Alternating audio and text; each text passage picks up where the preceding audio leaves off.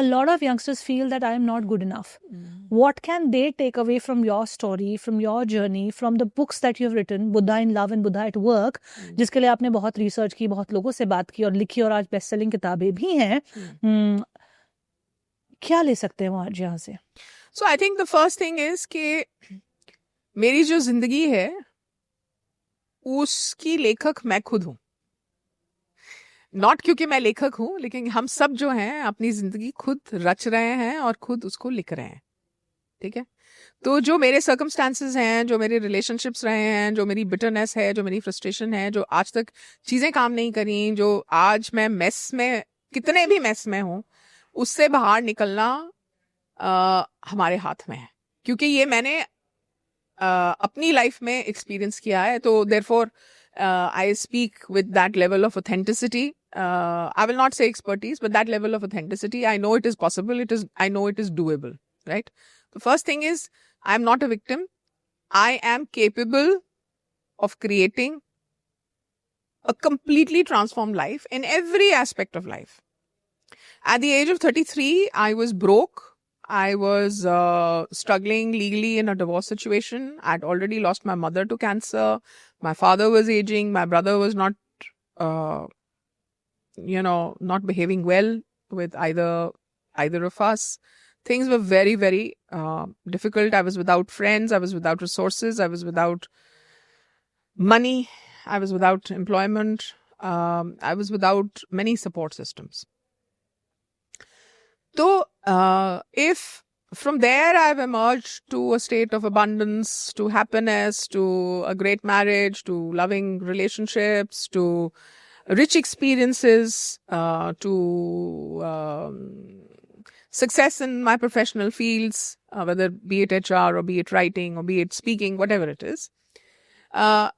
तो उसके पीछे एक ही चीज रही, which is that I took the responsibility for what was happening in my life, right? The second element is, we cannot blame anyone. अगर हमने blame शुरू कर दिया, तो हम we will not be able to reach the solution. हमें क्या करना है, इस mess से निकलने के लिए हम उस तक arrive नहीं कर पाएंगे, क्योंकि हमारा brain हमें allow नहीं करेगा solution ढूंढने के लिए, क्योंकि हमारे पास easy solution है किसी को भी blame करने का. Actually, blaming keeps you in the victimhood. And it keeps the solution away from us, right?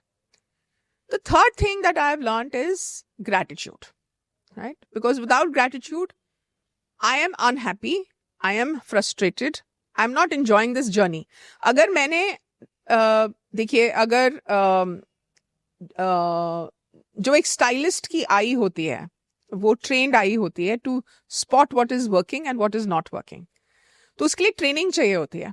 तो gratitude is our training for a happier life. देखिए, हर कोई 24/7 हैप्पी रहे into 365, that is not possible. लेकिन हम grateful रह सकते हैं 24/7, 365 days. हाँ, that is such a brilliant thing to have come out in this conversation. Yeah. Say that again, please, in one sentence. Right. We cannot be happy 24/7 into 365 forever. Right? क्योंकि happiness का जो graph है वो ऊपर नीचे जाता रहता है. But we can choose to be grateful 24/7 into 365 and keep it at a good plane. We don't have to create ups and downs, but even those little ups and downs come, we can straighten it out, because gratitude is a choice that we can make. Wonderfully said. So आपने 3 takeaways बताए. Just summarize those for me. Right. The first is, your life is your own. Be accountable for it to yourself, not to anyone else. The second is, भैया वो crap छोड़ दो किसी को भी blame करने का.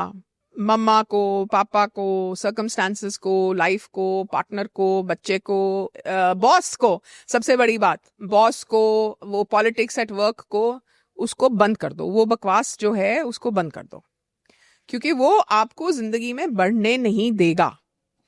Not for anyone else, but अपने पीस ऑफ माइंड के लिए, अपने सक्सेस के लिए, अपनी हैप्पीनेस के लिए, अपनी ग्रोथ के लिए, अपनी जर्नी के लिए, भैया उसको बंद कर दो. और तीसरी बात, ग्रैटिट्यूड को अपना लो.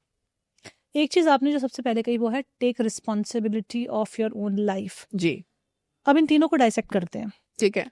How does taking responsibility of your own life look like in practice? ये रोजमर्रा की लाइफ में कैसा दिखता है अपनी लाइफ की रिस्पॉन्सिबिलिटी लेना? मतलब एक इंसान जो अपनी रिस्पॉन्सिबिलिटी लेगा जी, एक टफ सिचुएशन में भी, उसका दिन कैसा जाता है?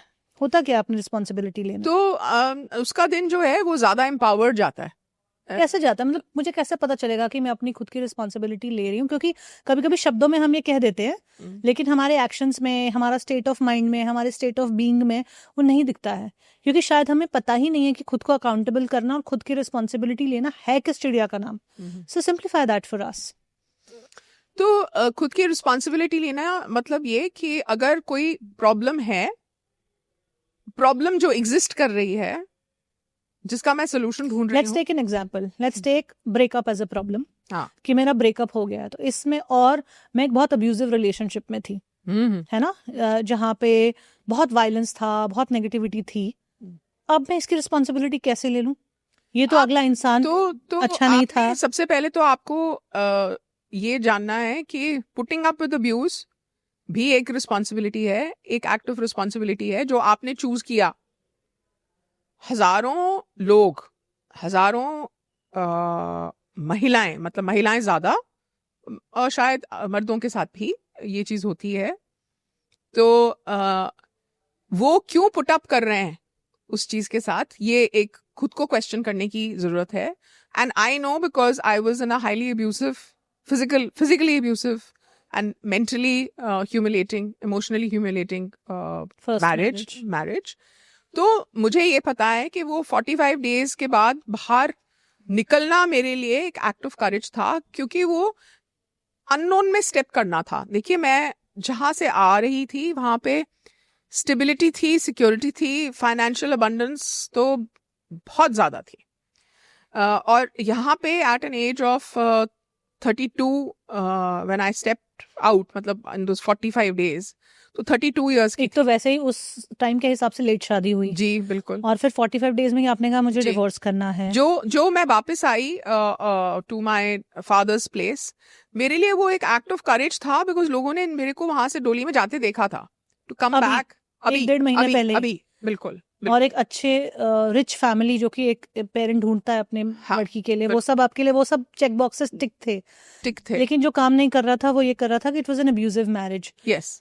तो वो जो है, अगर, और वो क्यों हुआ, वो इसलिए हुआ कि मैंने अपने गट को, इंस्टिंक्ट को, और एक दो जो लोगों ने मुझे आके वॉर्न भी किया उस मैरिज के अगेंस्ट, मैंने उसको हीड नहीं दी। तो इसका ओनस कहाँ है? ओनस किसके पास लाई करता है कि वो गलती हुई?